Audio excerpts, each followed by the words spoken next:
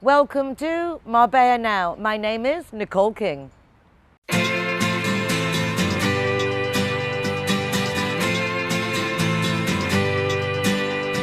hey, it's a brand new day. Hey, hey, hey, it's a brand new day. Halfway twisted. We're recording this week's program right here in the Palacio de Congresos, the exhibition centre in Marbella. And why? Well, because on the top floor we have a foreigners department, a place where we foreigners can go and ask for information and help. And we've got a space that we can go and work in, give a little chat in. And a lot of us don't know how much the town hall does for us foreigners, or that there even is a foreigners department. And that's why this week we're recording Marbella Now from here. Join me, I'll show you the way up.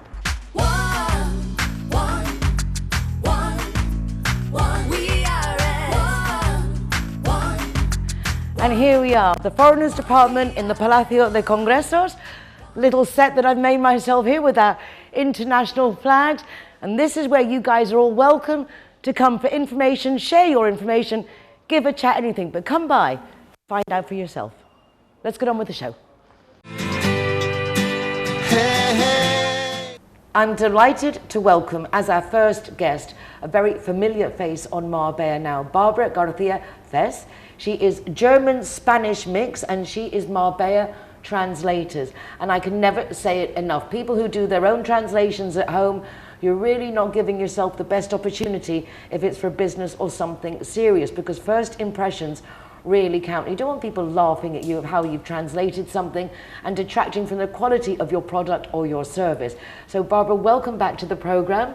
Thank you, Nicole. Nice to be here with you again. It's always nice to see you. We coincide quite a lot at different events, but I see that your business, since we started chatting years ago, is just growing and growing and growing. And fortunately, people are appreciating the importance of translation, not just say translating a menu or a website, but also you now offer services to help people when they have to go to maybe even a community meeting and they want to be involved but they can't. So congratulations, first of all, really impressive. Thank you so much, Nicole.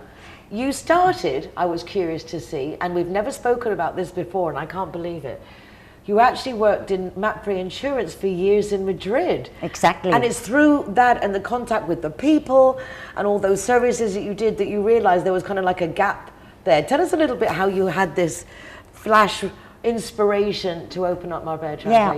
Yeah, well, as you said, my professional career started as a translator working for MAPFRE, very big Spanish insurance company in Madrid in their head offices. I was translating from German and English into Spanish insurance policies, so I was completely into that world. I worked there for 8 years.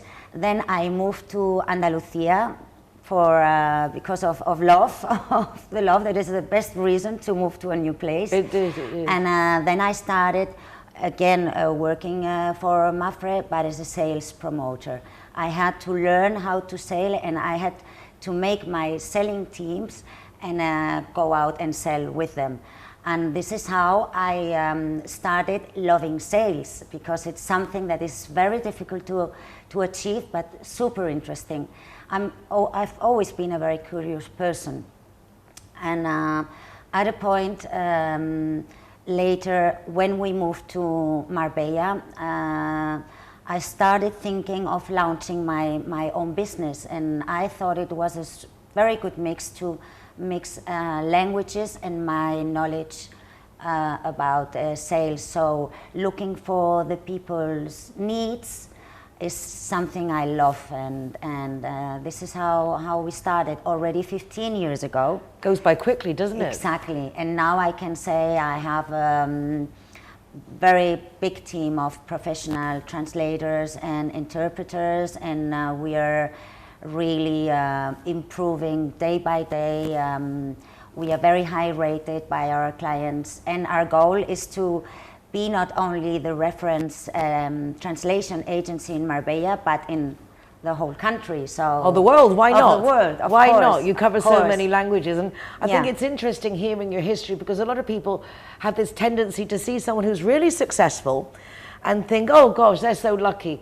And yet when you think about it, I think most people's lives, it's the jobs you do through your life that suddenly are the experience that you needed to actually realize your own dream for yourself, as opposed to working for someone all those years with MAPFRE, then learning how to do sales, manage a team, everything has led to this moment of you being able to cope with this basically little empire that you've put together. I tell you, it was a very hard time for me, because coming from being a translator and coming to Andalusia and having to sell and show to other people how to sell, it was very hard, but I'm so thankful that I did that, because that has turned me in the person I am nowadays. And this is very important for any business, to know what the client's needs are and to help them, to support them. I consider myself a honest person. I love what I do. I'm completely devoted to my company. And I think this is also the difference. When you work with people who love what they do, as it's your case. It's easy. It becomes easy. It's easy. It comes naturally, and things come out at the end. Your whole business basically is dedicated to communication, and I think a lot of people forget that communication is actually a two-way street, because not only are you translating, but you're listening, as you say, to those needs, what's coming up and where people are finding those difficulties. And I know a lot of people who want to go to, say, the community annual meetings, they want to have a say, and I don't think they realize that they have that opportunity, for example, to contact someone like Marbella Translators and get someone to actually go sit in the meeting, tell them what's happening, be able to speak for them. I mean, I love that service. Yeah, we're improving and including year after year new services. Interpretation at community meetings is something we've done for many years. We even install translation booth, so people can hear with their headphones what the translator translates. But one of the last services we're offering is relocation service. And it's very nice that we are here at the Palacio de Congresos, because it's dedicated to expats that come to Marbella. We have a lot, 140 different nationalities, to help them, for example, to find a school, to make their interviews, any administrative... all those electricity and all those things that are so complicated if you don't speak the language. Exactly. Anything that Conversations with a telephone company, for example. No, if you have to do a negotiation with your phone line and you can't make yourself understood, these are the type of things you can help with. Talk to the bank, go to the notary, translate all your birth certificates, all your documents. We also make sworn official translations into 25 languages. So we try to cover all the language needs that someone can have. And we are very proud to say that Marbella is one of the best cities in the world for expats and to work with languages. And what a dream for a language translation company that covers 25 languages, to be in a community that has that diversity, and but we all have similar needs.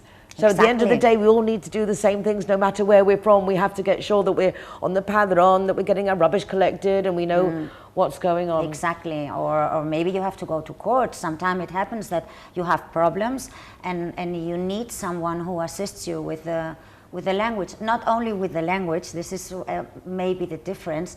We try to put our heart and come with people and help them and do it with love and I know that you've been doing... It's not just business, it's helping. Yeah, I know from just talking to you to help people out on a Sunday at God knows what hours. I love because that. They just needed it, and that sense of satisfaction that, okay, you solved a problem, you helped someone. I've got goosebumps, it's lovely. This is somehow in me, and I need that. I love helping people. It's genuine, and I think that's what's so lovely. You put your genuine heart behind it. And we're talking about genuine. We don't really know what is genuine anymore. For example, I think we should talk about what you were mentioning with the AI in translation, because this is a new thing that's going on. In fact, one of the topics of the United Nationalities of Marbella Summit this year on the 16th of November here at the Palacio de Congresos from 10 till 3. Book your place now, free, interactive. But we're actually going to address AI, how it relates to our kids and at home, but also to parents and at work, because it really is, there's no stopping this now. So how are you approaching the AI? Well, we've suffered an incredible advance. It's improving day by day. We've all seen that, and in our profession, it's even bigger because, well, we have Google Translate already some years ago, and it's getting day by day better. It's turning into a very interesting and important tool for translators, because it makes work easier for us. You can have a first approach to a text, translate very quickly something that is easy and repetitive. But the point, a very important point, is that the heart and the brain of the translator is still needed. AI has improved very much, but they still cannot get into the culture of a country. They cannot really understand the public to whom this translation is directed. That is very important, the situation. If you're talking about COVID, for example, in a certain country, if you know what has been going on, you translate it differently that if you have no idea. So yeah, we're very optimistic, and we think it will be a tool. No one can stop that. You can't just say, no, I don't use that, because that wouldn't be realistic. But to be sure that, yeah, automatic translation will only substitute a bad translator, someone who translates word by word. And it isn't that way. You have to get, as you say, the heart, the sense, the meaning. Of course, the culture, knowing your target, knowing your public, and many times what your client wants. Even being a human, very often we have to talk to clients to know exactly what is their public, what do they want to sell. I mean, it's much deeper than just translating words. It's I agree, 100%. Communicating a whole brand. In the case, for example, of the translation of a website, it's not just word by word. I mean, I was translating just a little text yesterday from the United Nationalities to put into Spanish, and I realized that the last words I said in English didn't come out when I translated it. Yeah. And I speak good Spanish and I speak perfect English, but I still couldn't get it. And it's like, no, you just need that little touch of the person who has all those words, all that domination to get the right meaning. It's very useful, as you said. You can do that, just the first brrr, but then you have to get into it. Of course, someone who speaks the language has to do a revision, and you always change things. That's the reality. Yeah. And you've got a new website, so covering 25 languages. You launch your new website. Yes. Your social media, so we need to like, share, follow. How do we go about that? Yeah, we are launching our new website, image, logo, everything by the end of this week, beginning of next week. We are doing a very big effort in social media, personal branding, and we've introduced, like I said, not only this brand new relocation service, but also copywriting in direct in languages, in English or in Russian or Swedish or whatever. So we're trying to to adapt to people's needs and to become day by day better. So please follow us on Instagram, Marbella Translators, Facebook, and well, anything you need on our website, or my phone number per WhatsApp. Always available. Always available. Always available. Really. Barbara, lovely to catch up, and just lovely to hear how you've progressed, and that now you're actually not only promoting everybody else and making a husband, but you're also going in and putting time into your own image, which you certainly a very good reputation. And I'm delighted for you. Thank you so much. Thank you so much for having me here, Nicole. Always a pleasure. Really, always a pleasure. Thank you. Barbara García Fehse, who is Marbella Translators. Don't go away because we're back in just a moment. Hey, hey.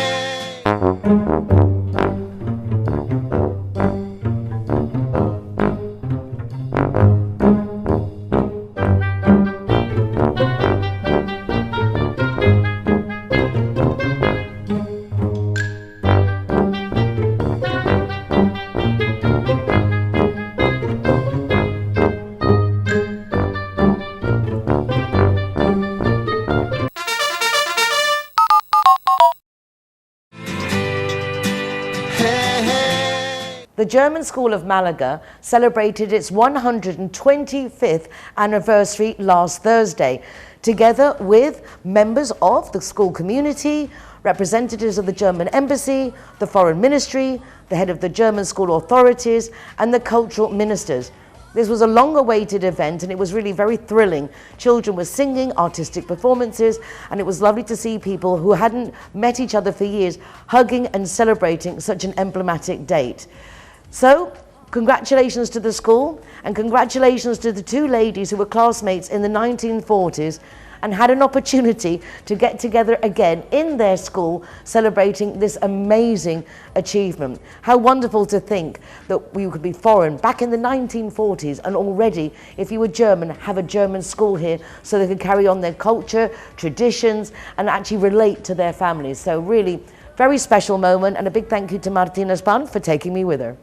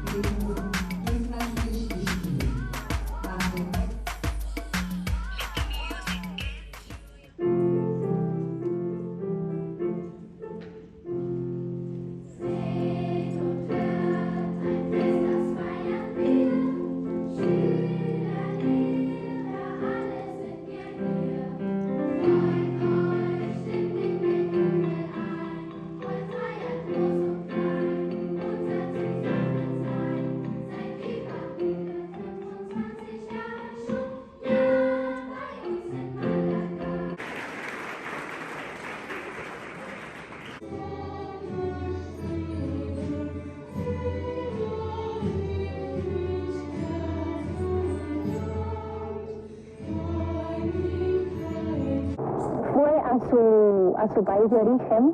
Ella es de continente americano, le voy a dejar ahí la incógnita, y salió hace más de 20 años en el prestigioso colegio alemán de la ciudad.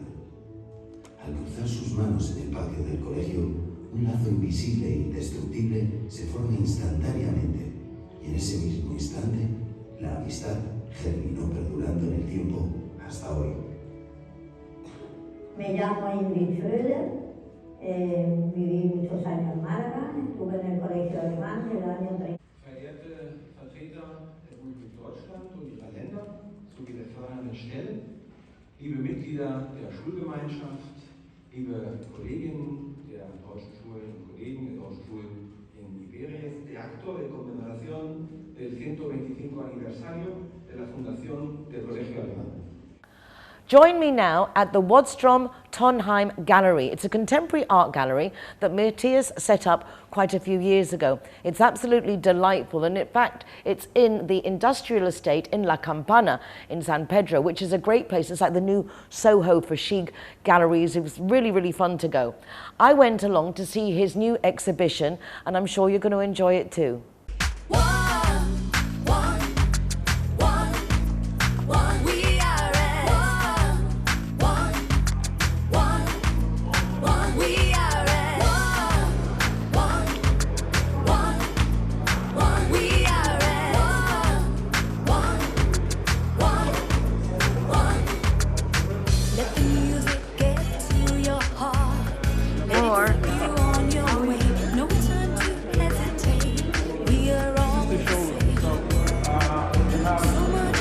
Oh wow!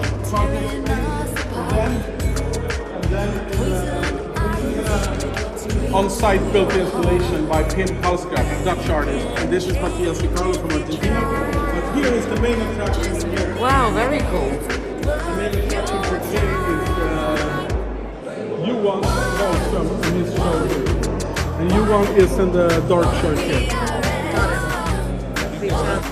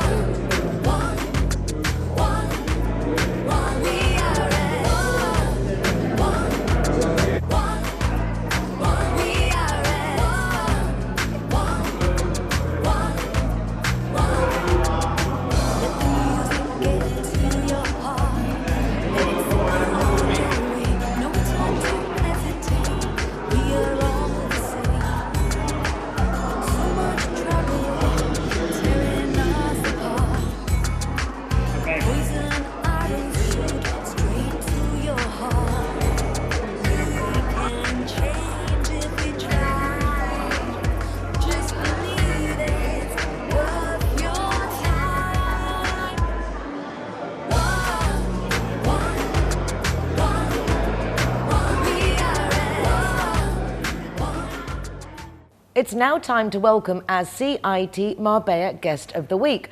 And I was expecting Iñaki Castañer, and instead, delighted to say, I have got Selma Torres. Thank you. Nice to meet you. Girl power. Absolute girl power. It's funny actually when you say Selma Torres. In England, when we get married, you have to take your partner's name. We don't have to, but it's the expected norm. Yes, I have to say, I like it that you're still Selma Torres. You're yourself. I am Selma Torres since I've been married for 28 years. Wow. And yeah, with Iñaki Castañer, I've never lost my last name. Of course not. And we're just like joking because you can be referred to as La Señora de. La Señora You're the de, wife of, yes. And that's when you would have the Castañer. Yes. How did you and Iñaki meet? Well, we met very young. We know each other since I was 14 years old. Oh. We met here in Marbella. He's from Madrid, but he was studying here. He was a friend of my older brother. We became very good friends, and then when I grew up, because he's a little bit older than me, when I grew up, he looked at me and said, well, you're grown, so I like you, and we started going out when I was 17. Oh, beautiful. So it's already 35 years together. Goosebumps. Yes. We have 4 kids, and we worked together since we married in 1995. So are you, like, obviously we're talking about a chartered yacht company. Yes, I'm the administrator, I'm the accounting. But do you like sailing? Because I love sailing. Because your other half is like a champion sailor. Yes. Brag a bit about your husband. Tell us a bit. He's a very well-known sailor. He started when he was very young. He was 18, he didn't study, he just went directly to the army. And he did his military service in the Spanish Armada Española, sailing, and then he did the race around the world, the 3 America's Cups for the Spanish team. He was the boss of the crew and the base in the Spanish teams. So he became very, very well known, very popular.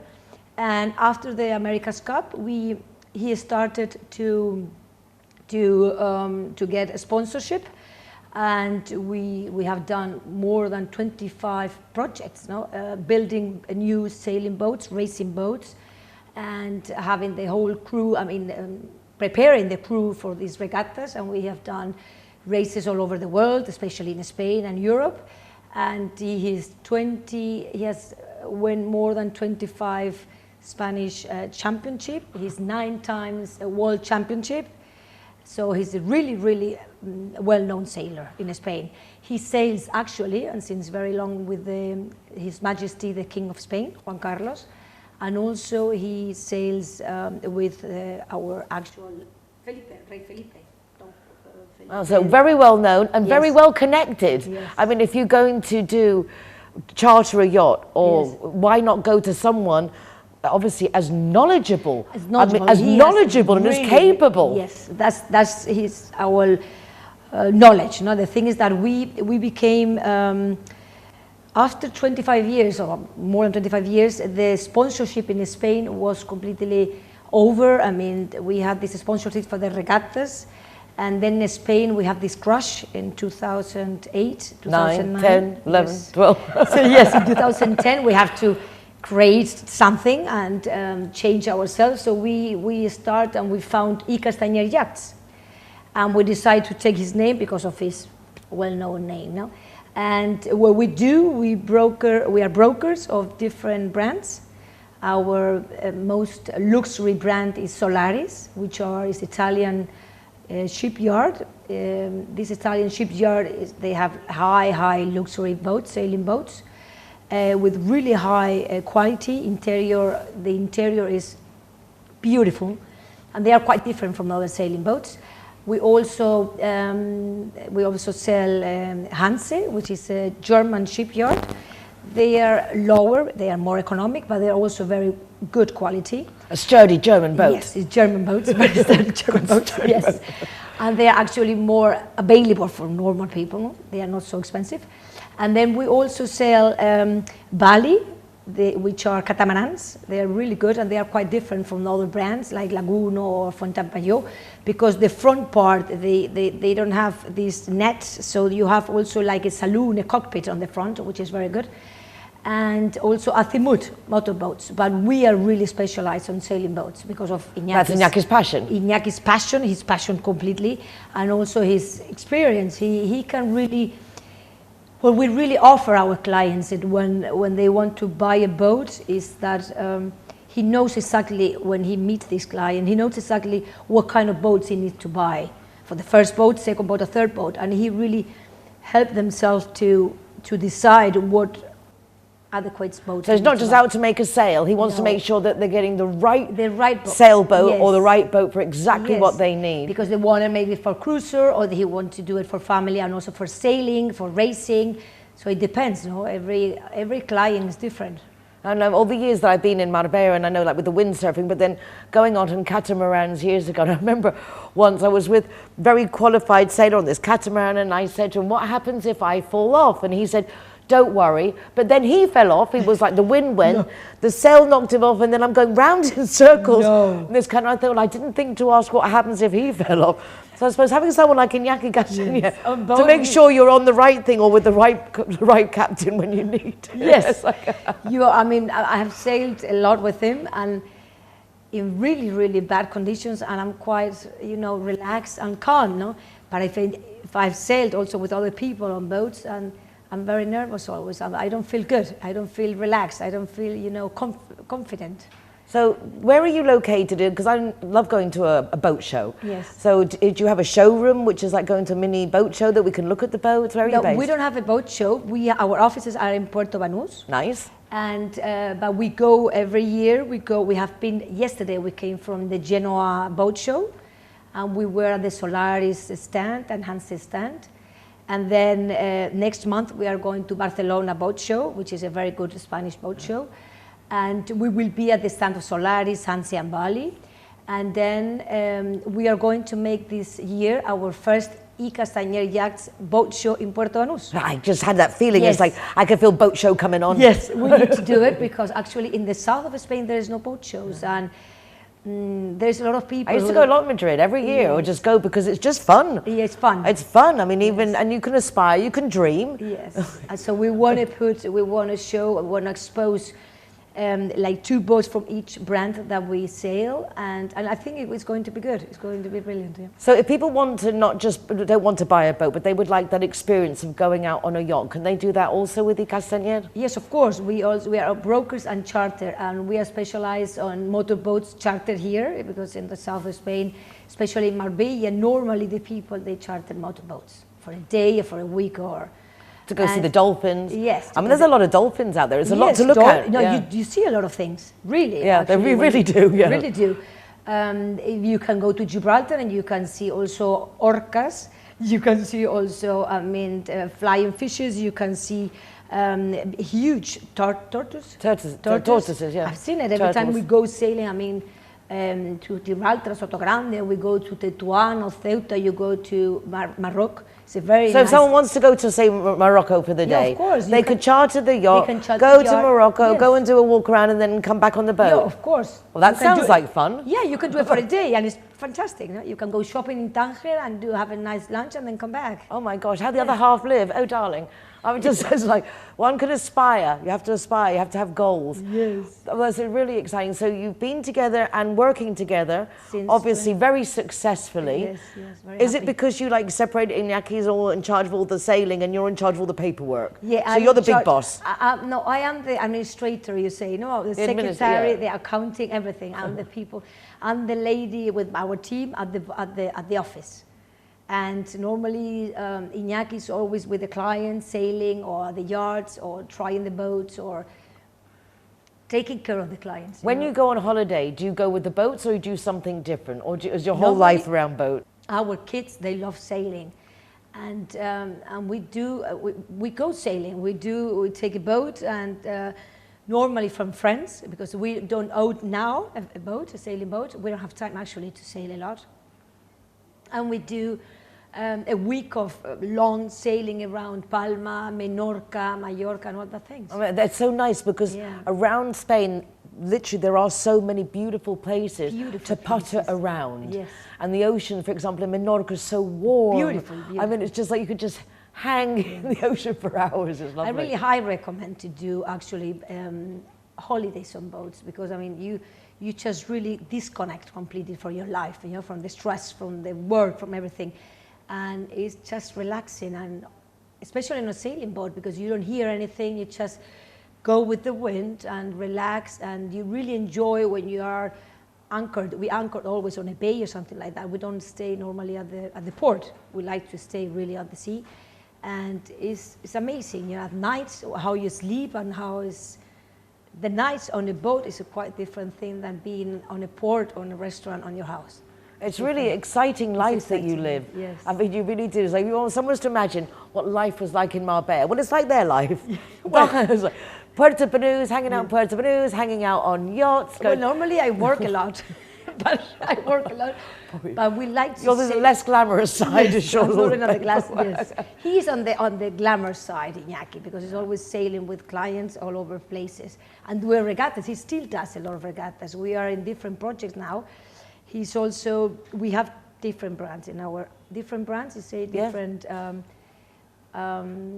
We do different things in our company. Also, we do team buildings, and we do almost 4 or 5 team building for companies.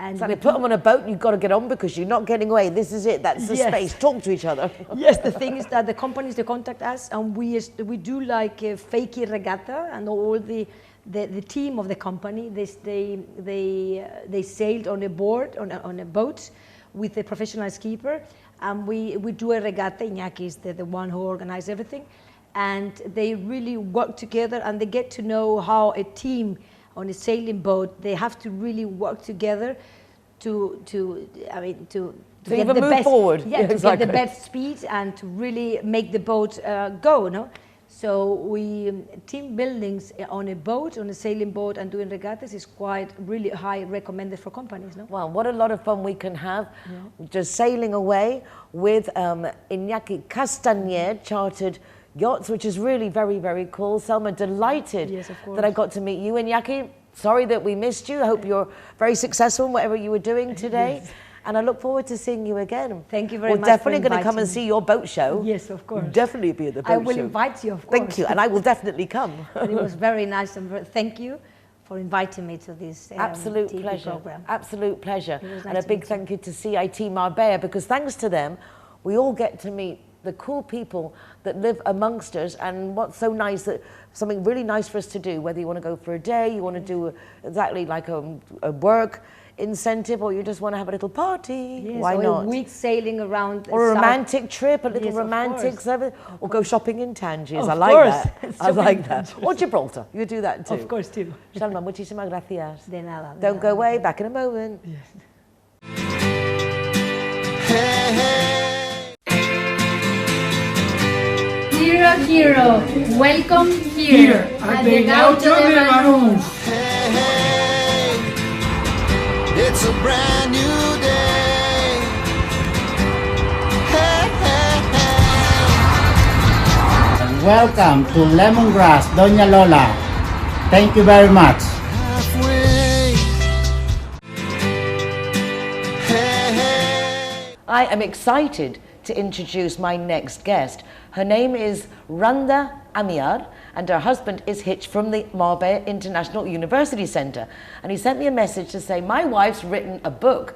Would you have her on the program? It's like, well, yes, of course, particularly when I had a look. This is just a beautiful cover, very artistic, and what a lovely story.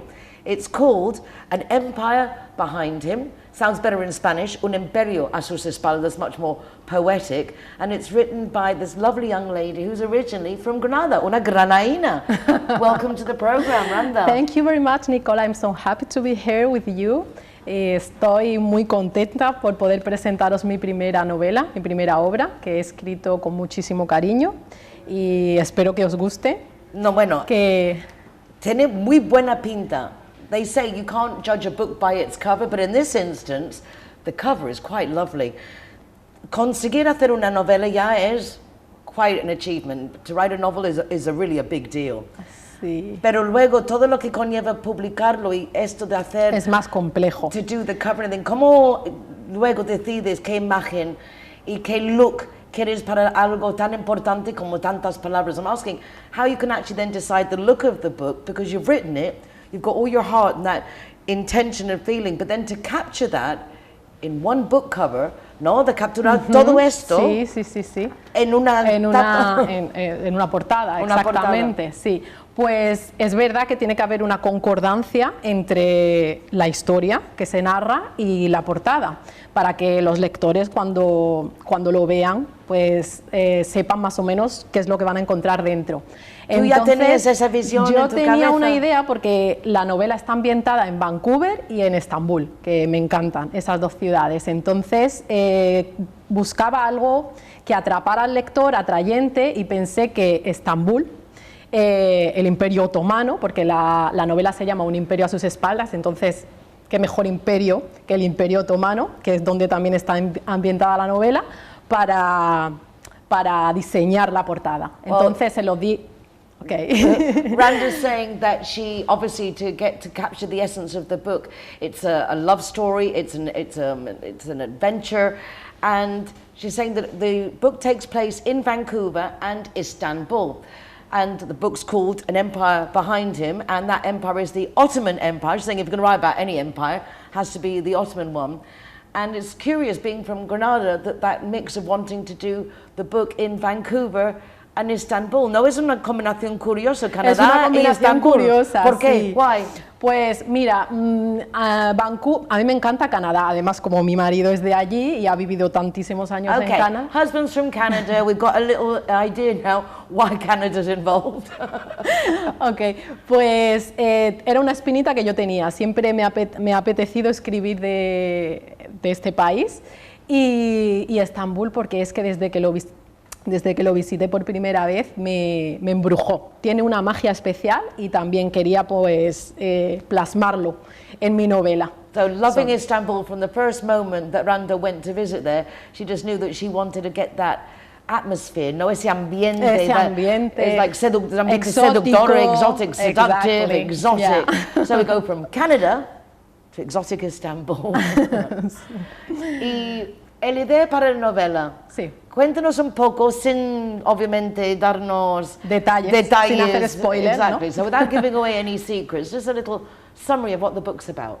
Pues mira, la obra narra la historia de amor que se va a fraguar entre los protagonistas, Randa Amiar, que es un empresario muy importante en Vancouver, y Selma, que es una gerente de hoteles. Entonces, desde que coinciden en Vancouver, va a surgir una atracción, un magnetismo brutal entre ambos, que más adelante se verá afectado por el pasado que les une y que ellos desconocen. The plot thickens. So you've got two important, basically, business people, a guy and a girl. They then meet, instant attraction, but things get really rocky because it turns out that their past, something they mutually share in the past, is going to put everything on the rocks. I've got goosebumps, me da escalofrío. ¿Quién sabe? Y hay muchísimos secretos, mucho misterio. Pienso que es desde que empiezas a leerla, no puedes parar porque hay muchos giros en la trama de los personajes y todo, y vas descubriendo muchos secretos constantemente. Entonces, lots of mystery, lots of secrets, and Randa's saying that you really won't be able to put it down because there are unexpected twists and turns when you least expect it. No puedo esperar a leerlo. Sí, tenéis que leerlo, que os va a gustar, estoy segura. No, seguro, I'm sure it's going to be delightful. Sí. ¿Cómo en tu cabeza, tú eres farmacéutica? Yo soy farmacéutica. So she studied to be a pharmacist. ¿Tienes pasión por las ciencias o fue obligado esa carrera? No. A ver, yo pienso que son dos cosas que se pueden compaginar perfectamente. Yo desde pequeña he sentido predilección por las letras, me gustaba mucho, pero conforme iba creciendo me decanté por las ciencias porque también me gustaba, ciencias de la salud.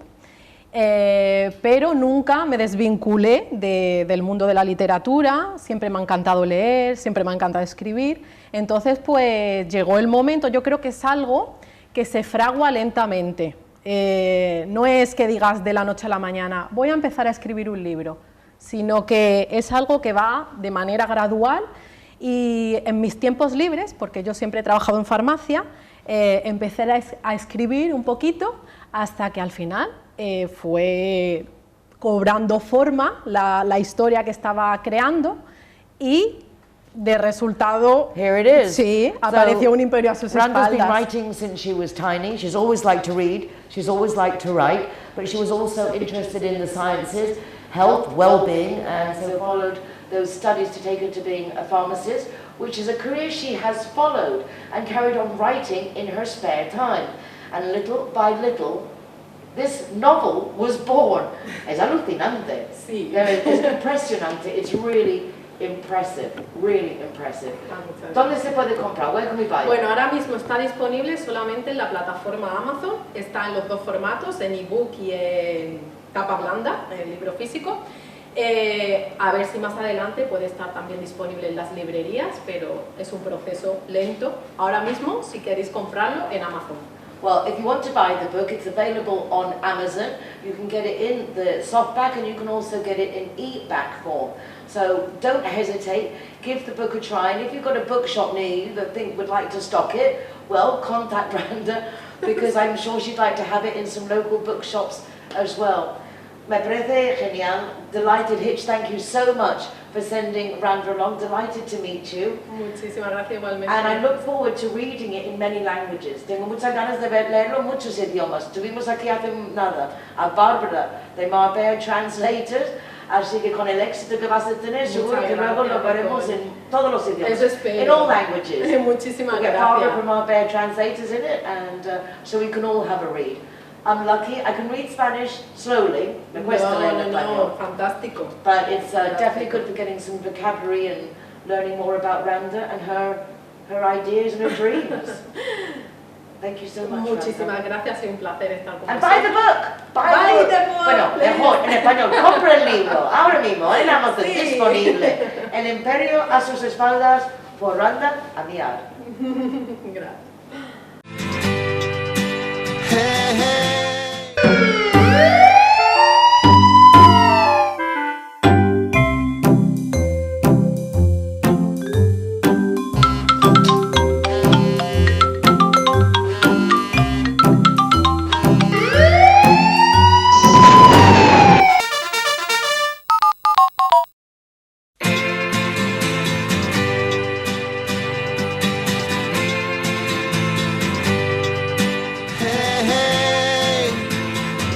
It's a brand new day. Zero Hero, welcome to the Secret Garden. We welcome you. It's a brand new day. It's always a pleasure for me to welcome my next guest to the program. His name is Philip Bovin, and he is just a very joyous person. He's a member of the press club with me, the Costa Press Club, and if you are a journalist or anything in that field, you should join, because it's absolutely peanuts to join, but really beneficial.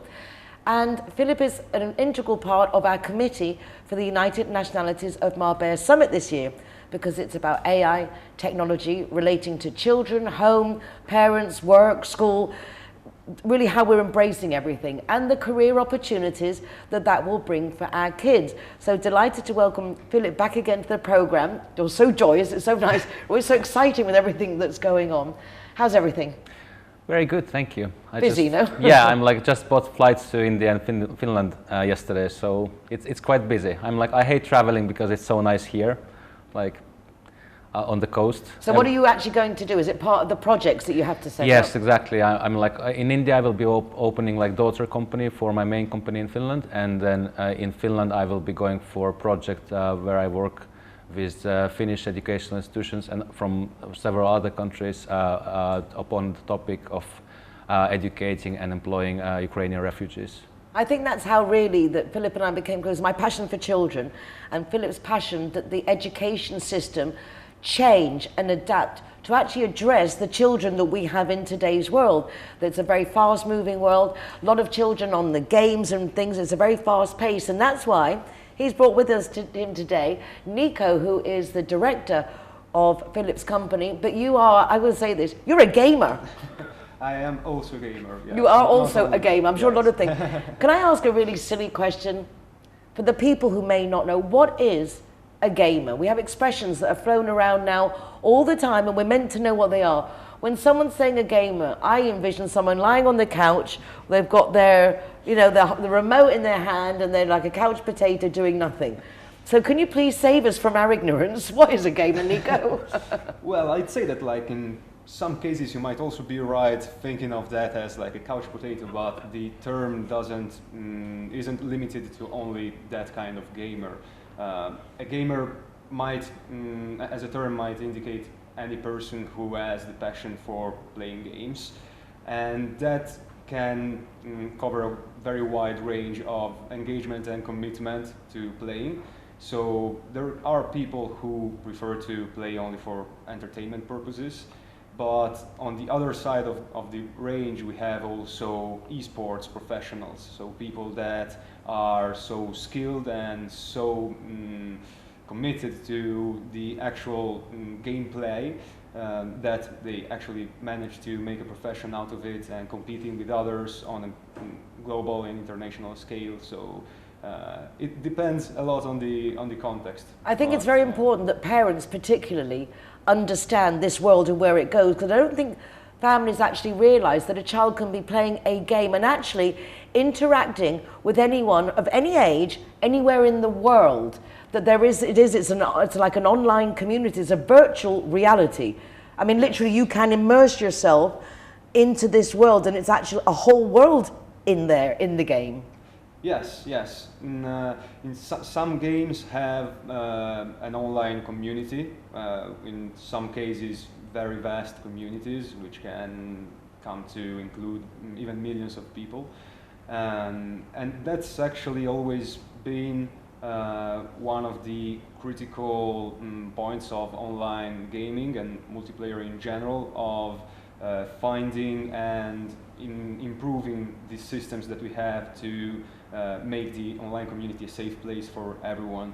And in that direction, there has been lots of improvements, lots of little revolutions on both the technological side, but also as kind of like creating the very concepts and values that the online community should respect. So yes, that is one of the things that is very understandable and natural for the parents to be worried about. But the games industry in general is the first one to be worried as well about these kinds of problems, because the online community provides the huge benefit of having no borders, having no differences between people, so it's very democratic, it's very there's like solidarity, we have like lots of values can be really brought to the people through. Yeah, so it's like any society, you've got all those really good bits, but then you have to be aware of perhaps the few that want to spoil it for the rest. Philip, you see, and I know that there is a lot of future for children's careers in technology, AI, gaming, that there are a lot of things, it's not just making a game, but the graphics that go with it. And Matilda, for example, that she's a graphic designer, so I imagine there's a lot of job opportunities that we don't understand that exist, that the children could actually really enjoy and be a great career for them, even just testing games, no? Just to see if they work and how, if they're the satisfaction of the user. Tell us a little bit about what you think, how we can embrace this to help our kids find their passion and work at their passion. Yeah, and actually that kind of connected to a project I'm also working on, and Nicole was going with me to Malta to visit our partners. So it's about, in that case, it's about game industry, but it's also to understand the potential of different opportunities in game industry, because again, as you are unexperienced, what can you kind of expect from the industry you don't know? I'm like, there maybe, like, if I would ask you which profession are in game dev, probably you would say like coder, designer, maybe director, producer, like several of them. But if you kind of get deeper in that industry, you understand that there's like variety, hundreds of different professions. At the same time, they're overlapping each other's skills. So it's also about communicating and also about identity of the person, and maybe they're kind of flip-flapping different positions, and by the end of it, they might have experience of different kind of work from the industry, and they might even find a new profession out of it. And that's what we kind of been talking about last meeting which we had with them, to kind of try to find a way to navigate, to help new people navigate, to see these different options and not to narrow themselves to be working only at on one option, and to kind of have this very fixed mindset that this will be my future, to kind of be open to other possibilities. On the other hand, it's also inviting curiosity, which is like, I think, most of the essential parts of like our human nature, which we should embrace, like which is kind of a thing which we have for free when we are kids, but then when we are adults, we need to really embrace it, to keep it for ourselves, because if we lose that, that's opportunity for progress, for development, for new connections, for for anything. And in that case, I'm like, for us, it's essential also to help people to stay curious and find those new ways of kind of recreating, redesigning, reimagining things. It's a whole new world. I mean, the potential is scary because who knows where it's gonna go. I mean, you're a musician, Nico, as I understand. Yes. But you're now working like technology. Is this how you foresaw your life would go, or is it literally so natural progress from one thing to the other?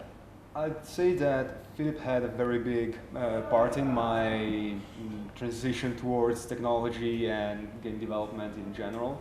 But let's say that, as Philip was also saying, the gaming industry, game development as a discipline is so vast and so wide that you, like, no matter what your background is, probably you're going to be able to reuse some of the skills that you have learned in a previous working environment. I mean, it makes sense nowadays to understand the process of coding. It's like when I was a child, you learned to read and write, and just those basic ways of communicating that every day now, that is more of the norm. Being able to understand the terminology you guys use and the world, this virtual reality that one can escape to. When you were in the program last time, you were also talking about people making like these communities online, not necessarily as a work community, but just sharing people with mutual interests and making like these communities so that you can, like, I suppose, feel not so geeky. They all join together. My daughter always says that she's a cool geek, and because she's always loved studying, but she's a cool chick. And I kind of see it in that same way, that it's a very geeky, big bang, cool way of actually following your passion and doing something useful. Are there useful games? Have you found that for education, you've been able to adapt perhaps the teaching systems through the children and youngsters liking games?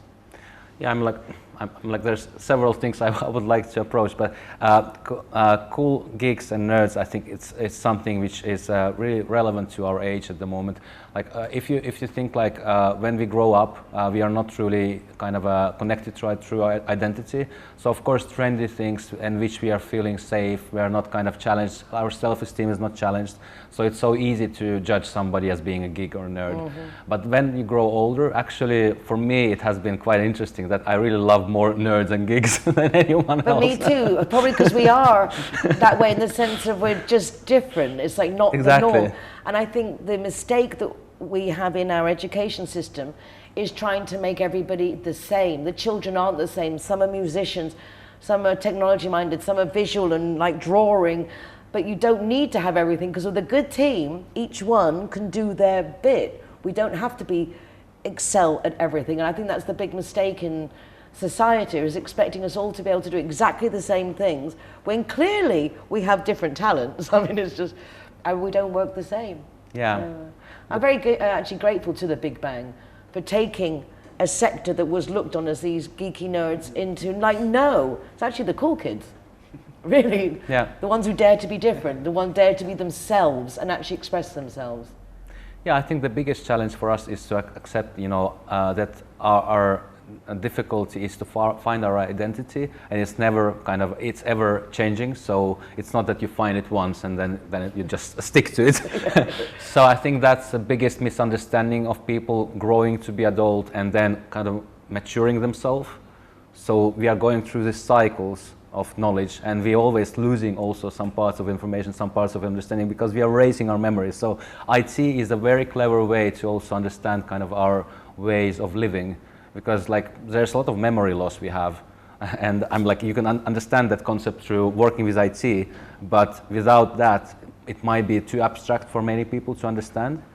And I think like relative to like our new coming of kind of AI age, which like AI has been here like forever. Like I'm like with technology, it has been for many decades already. But ChatGPT opening us the view to public that it could really work. It's not only about scenarios, because before it was like very complex. So it was about designing scenario like where you answer like 1 or 0 or yes or no. So it was very complex, and like it didn't represent the whole, like, real life. But now with ChatGPT, we can really sense already, okay, reality is progressing in the way which we only thought about, like in skiffy books or something, and it's actually much closer than we thought. Scary. It's really scary, which is why it's nice to have people like yourselves who can talk to us and actually, I suppose, just introduce us slowly into the new world that is existing. And I know it's very worrying. I have a dear friend, and she said, oh, my son's on TikTok. I said, oh, what kind of things does he look at? And she goes, oh, I don't know. I don't understand those things. The kid's 10. And it's like, if you don't look now, when he's 13, he's not going to show you, even if you have to know. So I really do feel that, again, in the United Nationalities of Marbella Summit, we will be addressing new technologies, AI, and how it affects us as parents, our children in school, and of course, in the workplace, how we can just be better. Well, we have to leave it there for the moment because time's run out, but fascinating. Come to United Nationalities, they will be there talking to us and sharing, interacting. Philip, thank you so much. Nicole, encantada. Thank you. Molto bene, grazie. Grazie. Lovely new Italian member of our community. And Philip, thank you so much. Thank you, Always Nicole. grateful. Thank you. And always interesting. Together we're better. Hashtag yeah. better together. That's us. Don't go away. Back in just a moment. I can't believe we've come to the end of another What's Going On behind the scenes in Marbella Now. But before we go, I'd like to have another catch up with our wonderful intern, Selina. Last week, we talked about how her experience had been working on Marbella Now and with the Zero Hero project. But today I would like to say firstly a big thank you to Selina because she's been a very, very big part of creating a new television program that I launched just this week called Good Morning Spain. We'd really like you to join us on this new adventure and check out our website because this young lady is responsible for a great part of all the articles that are on the website. And I want to say a big thank you to Sally Underwood. She's an amazing executive producer, helping me put everything together, and our fabulous Pablo Martinez, who's actually my cameraman, but he's the twin brother of one of my RTV Marbella cameramen, Carlos. So he's keeping it all in the family. And although this program is very much behind the scenes and connecting the nationalities, Good Morning Spain is that. It's just a basic, wonderful English language breakfast show for anyone who's coming to live in Spain, already living here, want to come on holiday, or just interested to know what's going on. Selina, you've been there from the very birth of this other program. Yes. How's it been? Have you found doing this? It was been intense? Has it been exciting? It's been very exciting because I could see how to start up the program, because when I came here, it was just like the beginning, just an idea, and now it's just like actually the first episode is launched and everything was just so nice. It is. It's amazing to see actually how much you can get done from, well, you joined me in May, and I suppose we started working on this in June. And literally, we've now had the first episode. So big thank you. Very, very happy. It's nice that every year my interns are involved in one major project. Sorry you're going to miss the United Nationalities Summit, but maybe you come back again, just for a visit. I will. Yeah, and we want you to come back again and join us for Marbella Now. If you want to watch recordings of the programme, you can do so from the RTV Marbella website. It's rtvmarbella.tv/television/Marbella-Now if you want to come to my programme. You can also go to my website, nicoleking.es, for links to the programme, my column Marbella Moments in the Euro Weekly News, and our website Zero Hero, offering free soft drinks for the designated driver. And save the date because the 16th of November, we're holding our 9th annual United Nationalities of Marbella Summit. Mental health, career and internship opportunities for our kids, technology, AI, and us getting together to know each other and see how we can best support each other. Take care of yourselves, be nice to each other, y hasta la semana que viene. Take care, see you soon. Bye for now. Flies by. You'll open up your eyes wide. You feel it's gonna